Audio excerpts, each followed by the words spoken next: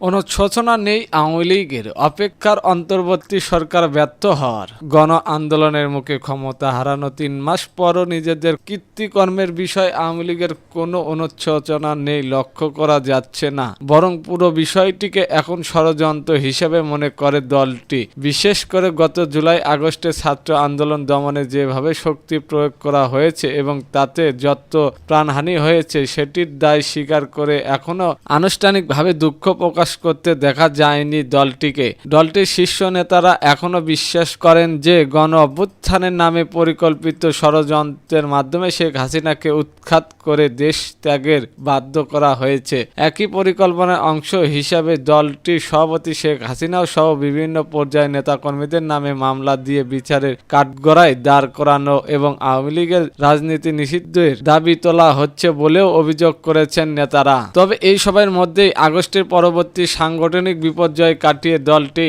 আবারও ঘুরে দাঁড়ানোর চেষ্টা করছে। দেশ বিদেশ আত্মগোপন থাকা নেতাকর্মীদের মধ্যে ইতিমধ্যেই যোগাযোগের একটি নেটওয়ার্ক তৈরি হয়েছে বলেও জানিয়েছেন নেতারা। তৃণমূলের কেউ কেউ এলাকাও ফিরতে শুরু করেছে। কর্মী সমর্থকদের মনোবল চাঙ্গা করতে গণ অভ্যুত্থানের ৩ মাস পর সম্প্রতি আনুষ্ঠানিকভাবে প্রথম কর্মসূচি দিতে দেখা গেছে আওয়ামী লীগকে। তবে এখন সরকার বিরোধী আন্দোলনের নামে পরিকল্পনা নেই বলে শীর্ষ নেতাদের সঙ্গে কথা বলে জানা যাচ্ছে, বরং দ্রব্যমূল্য, আইনশৃঙ্খলা নিয়ন্ত্রণ সহ বিভিন্ন ইস্যুতে সাধারণ মানুষের মধ্যে এখনো যে হতাশা ও অসন্তোষ দেখা যাচ্ছে সেটি সামনে আরো বেড়ে অন্তর্বর্তী সরকার কতদিনের জনসমর্থন হারায় আপাতত সেটি দেখার অপেক্ষা করছে তারা। তবে বিদেশে আত্মগোপনের থেকে শীর্ষ নেতাদের বাংলাদেশ কর্মসূচি ঘোষণা করা নিয়ে দলটির তৃণমূলের নেতাকর্মীদের অনেকেই ক্ষোভ দেখা গেছে। তারা বলেছেন এর মাধ্যমে তারা দেশের নেতাকর্মীদের আরো বিপদের মুখে ফেলছেন। যদিও বিশেষজ্ঞরা বলেছেন সরকার ব্যর্থ হলেও নিজেদের কৃতিকর্মের জন্য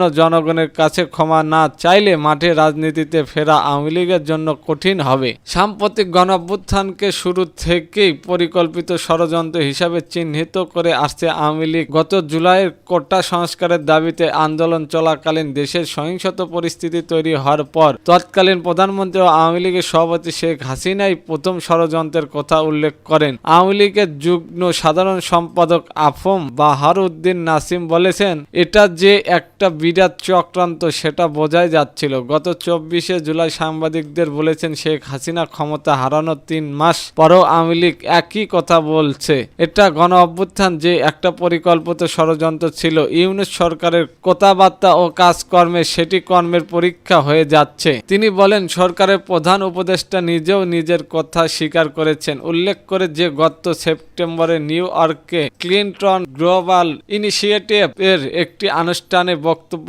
দেন অন্তর্বর্তী সরকারের প্রধান উপদেষ্টা অধ্যাপক ডক্টর মোহাম্মদ ইউনূস। সেখানে তিনি বলেন বৈষম্য বিরোধী ছাত্রদের আন্দোলন খুব পরিকল্পিতভাবে চালিয়ে নেওয়া হয়েছে, কিছু হটায়নি। সাবেক নৌ প্রতিমন্ত্রী ও আওয়ামী লীগের সরকারের সাবেক সাংগঠনিক সম্পাদক খালিদ মাহমুদ চৌধুরী বলেছেন আওয়ামী লীগের বিশ্বাস করে যে শিক্ষার্থীদের আন্দোলনকে সরকার বিরোধিতা রূপ নেওয়ার ক্ষেত্রে বিএনপি জামায়াত পাশাপাশি বিদেশি শক্তিও ভূমিকা রয়েছে। স্বাধীনতা যুদ্ধের সময় যারা বাংলাদেশের বিরোধিতা করেছে তারাই এই ষড়যন্ত্রের সঙ্গে যুক্ত। বাংলাদেশকে তারা ব্যর্থ রাষ্ট্র প্রমাণ করতে চায়। গত 5ই আগস্টের পর জাতীয় বার্তা সংস্কার এনআইকে দেওয়া সাক্ষাৎকারে একই কথা জানিয়েছিলেন শেখ হাসিনার ছেলে সজীব অজিত জয়। তিনি বলেন আমি এখনো দৃষ্টিভাবে বিশ্বাস করি যে আন্দোলনকারী ছোট গোষ্ঠীটির বিদেশির একটি গোয়েন্দা সংস্কারের মাধ্যমে প্ররোচিত হয়েছিল।